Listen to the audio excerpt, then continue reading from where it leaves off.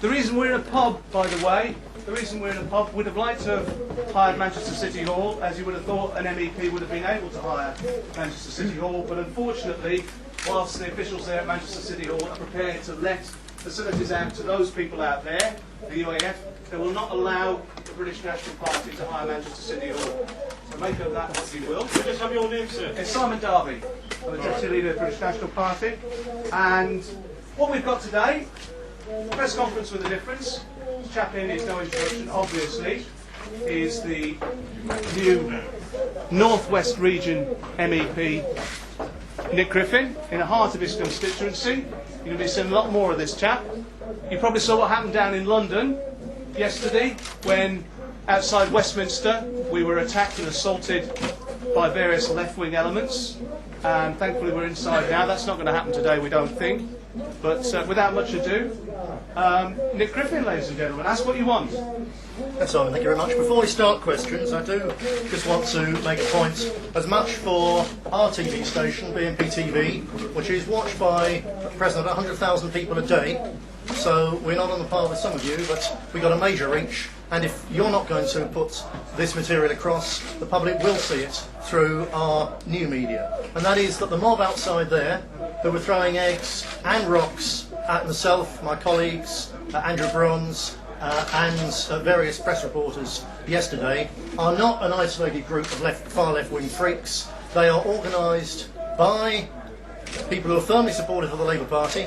A number of Labour councils, including in the north east of England and in Stoke, give them money, give them taxpayers' money, purely to oppose the British National Party, which we regard as a disgrace. But if you would care to go online and look at the UAF website, you will find that among the people who are signed up to the objectives and the methods of the mob out there are, among others, the usual suspects such as Ken Livingstone, Peter Hain, Barbara Follett, who you remember was caught out spending £25,000 of our money on security because she didn't feel safe in London. Well, she knows how many Londoners feel then. Keith Vaz, Ian Gibson, Harry Cohen, Anthony Steele, a whole rogues gallery of people who've had their snouts in the trough have been caught out about it. Parties from all, politicians from all the main political parties. In particular, David Cameron is partway down the list. The leader of the official opposition, the leader of a party which calls itself Conservative, and is supposed to stand for British values, including freedom of speech and democracy. And that mob is not about freedom of speech. It's about using violence and intimidation to prevent us getting our views across, my constituents listening, and you being able to ask questions. And I challenge David Cameron again to withdraw his support from this violent far-left mob, or accept that he's happy that Britain should now be twinned with Zimbabwe. Right, questions? What have you got for me? Mr. Griffin, run through your policies for us, just as a part of the history of what you hope to achieve in the next 5 years. I mean, specifically, what are your actual policies? And give us a little outline of how you think they're going to affect things. Okay, well, the first one or two MEPs don't affect things to a huge amount in the European Parliament. Part of our gripe as a party with being in Brussels is that it's undemocratic, it's ruled by unelected bureaucrats. So we will do what we can to slow down the advance of rule by the unelected bureaucrats and protect British interests. But that's going to be difficult. One of the first things I want to take to Brussels is a very important issue. We've had a whole team of researchers for the last few months working on the issue of what is behind the drive to privatise Britain's public services. This is a huge fraud against the public purse. It's the theft of vast amounts of the common wealth of this country. Everything from the Ministry of Defence's research department, through the railways, through now the post office, in due course through to the NHS. And this is an agenda driven by multinational corporations for greed and profit. And we have no doubt whatsoever, we've got enough evidence already, that there are various MPs and past MEPs who, while the public have been worrying about if they're spending taxpayers' money on a porn film or a bath plug, have actually been showering huge amounts of money for being involved in this giant looting of Britain. It's the biggest theft of the British Commonwealth since the theft of the Commons from the people of England in the 17th century and since the Highland clearances in the 18th and 19th century. And we are going to have our researchers in Brussels because a lot of the pressure, the drive for this, comes from the corporation's lobbying machine in Brussels. which is there are more lobbyists per square inch in Brussels than anywhere else in the world except Washington DC. And they've been lobbying for this, and they've been buying politicians. We're going to get into the archives, we're going to find out more about it, and we are going to put a case to the police to send these corrupt politicians to prison. When I interview with politicians, leaders, we aren't taken to secret locations and then told to go to another one where there's lots of police and protesters. What do you make of that? It's outrageous, isn't it? I trust you are deeply and bitterly hurt and offended by that mob out there denying you your right to come here easily and simply. We should be in Manchester Town Hall. We asked if we could use a room in Manchester Town Hall, which would be normal. You know where it was, it would be easy.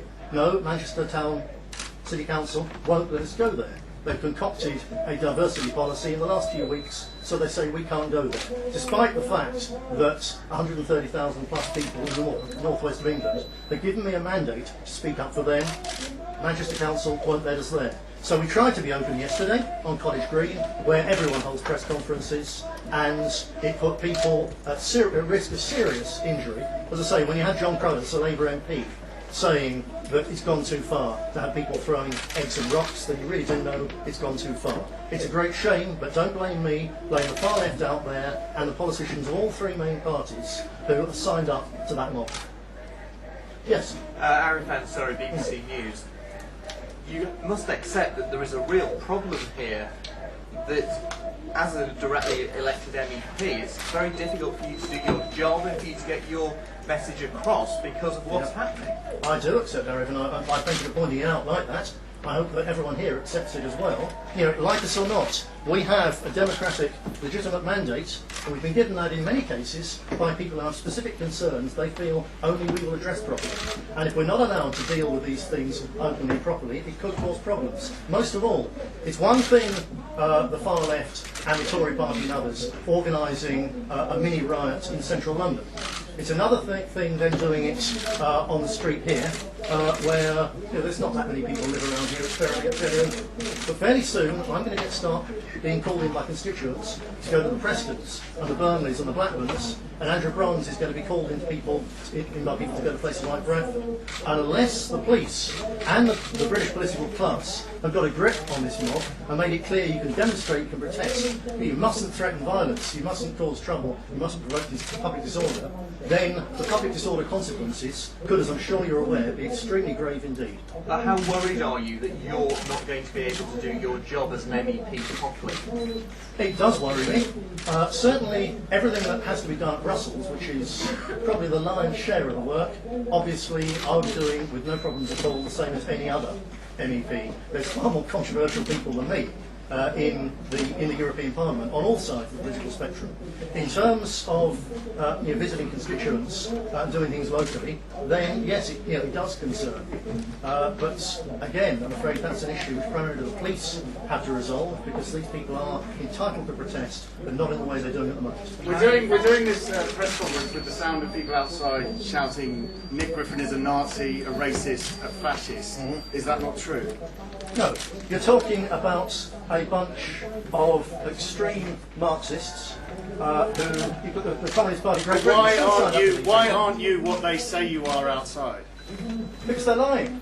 Quite simply, I'm not a racist, I'm not a fascist. Fascism, if it means anything, means three things actually. Denying your opponent's freedom of speech, using and threatening violence against your opponents, which is what this mob, with the backing of all the main political parties, is doing against us and our supporters right now, and has done throughout this election campaign and for many a long year. And fascism is also about the point I raised earlier. It's about a close incestuous relationship between the governing elites and private corporations. And the fascist state that is being built in Britain is a bureaucratic state where the traditional common laws of Britain, which give us our freedoms and our liberties, are being taken away by the Brussels bureaucracy, and at the same time they're creating this incestuous relationship when this country is run not for the benefit of the people of this country, but the giant corporations. And that is Mussolini fascism, and it's being done under Gordon Brown. That will be reflected in your policies that you'll take to the European Parliament. There'll be no it most definitely racism, is. no Well, we'll deal with the race question in a moment. We're still dealing about the really important issue, which is the fact that Britain's freedom and our sovereignty, which we've had for 1,000 years or more, is hanging by a thread and it's being destroyed.